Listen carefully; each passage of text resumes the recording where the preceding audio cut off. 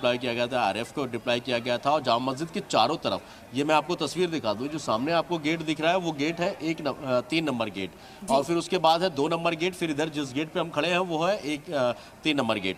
यानी इन दरवाज़ों चारों तरफ जो है सड़कों पर सिर्फ 1 नंबर गेट के आसपास नमाज हुई। उसके बाद और जितनी भी जगह थे, दरीबे की जो है दरियागंज के जितने इलाके थे, वो पूरी तरीके से सिक्योरिटी के हिसाब से पूरा पुख्ता इंतजाम किए गए थे।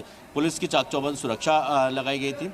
जामा मस्जिद में इस बार देखने को ये मिला है कि तादाद से ज़्यादा लोग आए हुए थे। यानी बात है, कुछ लोग जो है एहतजाज भी करना अपना दर्ज कराया उन्होंने।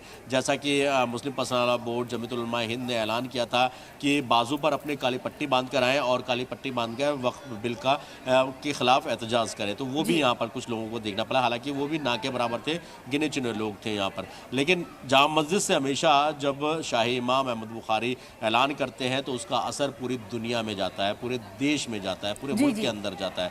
यहाँ से ऐलान अमन, भाईचारा, पुरसुकून, अपना माहौल, एक जैसा गंगा जमनी तहजीब को बरकरार रखने की कवायद जो शुरू से चली आ रही है उसको बरकरार रखने की बात कही गई। दूसरी तरफ दुआ इस बात को लेकर की कि मुल्क में अमन हो, भाईचारा हो, आपसी इत्तेहाद बढ़े और किसी तरीके की गलतफहमी या फिर इस तरीके के तशद्दुद ना हो। यानी जो माहौल तैयार किया गया, कुछ लोगों से जब हमने बात की तो उनका साफ तौर पर कहना है कि सिर्फ राजनीति है, राजनीति के अलावा कुछ नहीं।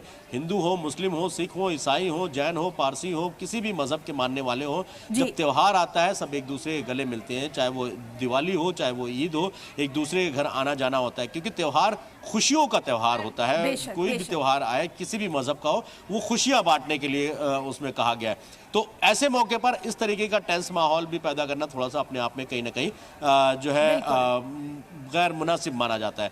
यानी यहाँ से जो पैगाम है आपसी भाईचारा, मजहब के दीवारों को दूर करके आपसी भाईचारे का एक पैगाम जो है शाही इमाम अहमद बुखारी ने यहाँ से दिया। और बिल्कुल देखिए हिना, सबसे अहम चीज़ मैं आपको बता दूँ कि ईद का त्यौहार कहते हैं खुशियाँ बांटने से बढ़ती हैं और दुख बांटने से कम होता है।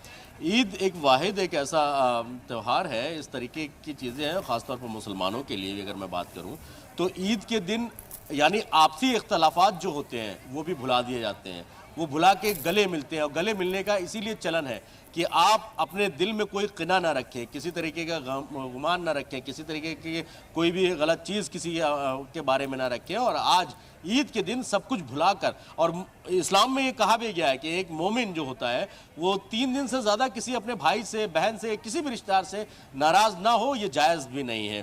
तो ईद के दिन का ख़ास तौर पर मकसद यही होता है कि ईद में सब कुछ भुलाकर एक दूसरे के गले मिलिए। मिठाई, सिवैयाँ जो होती हैं, शीर खुरमा जो होता है, जैसा कि अमजद ने भी बताया, मुंबई में क्योंकि मुंबई देश की आर्थिक राजधानी कही जाती है और वहाँ मिला जुला, और दिल्ली देश का दिल कहा जाता है। यहाँ पर पूरे देश के लोग आते हैं। हालांकि हमने यहाँ पर देखा कि बहुत सारे फॉरेन कंट्रीज़ के भी लोग आए थे और सबसे ज़्यादा साउथ के लोग जो यहाँ पर भी आते हैं, फॉरेन कंट्रीज़ को लोग यहाँ पर आते हैं, वो नमाज अदा करते हैं, क्योंकि ये वो तारीखी इमारत है 450 साल का जिसका तारीख रही हो। और उस इमारत पर आके, क्योंकि रमज़ान में भी हमने लगातार अपने नाज़रीनों को दिखाया इस बात को कि यहाँ से मुल्क के अलग अलग हिस्सों से, अलग अलग खित्ते से लोग यहाँ आते हैं, रोज़ा इफ्तार करते हैं। कल जिस तरीके से जब सैयद शाबान बुखारी जो शाही इमाम है उन्होंने जब ऐलान किया तो यहाँ पर भी हज़ारों की तादाद में लोग यहाँ थे। अमन व अमान की दुआएं मांगेंगे। देश में जिस तरीके का माहौल बनाया गया है, जिस तरीके का माहौल बना है, उन सब चीज़ों से कहीं ना कहीं ऊपर उठ के उसमें मजहब की दीवार बिल्कुल नहीं सामने आती। लोग आपस में, जो आम आदमी है, आदमी चाहता है कि जो प्यार मोहब्बत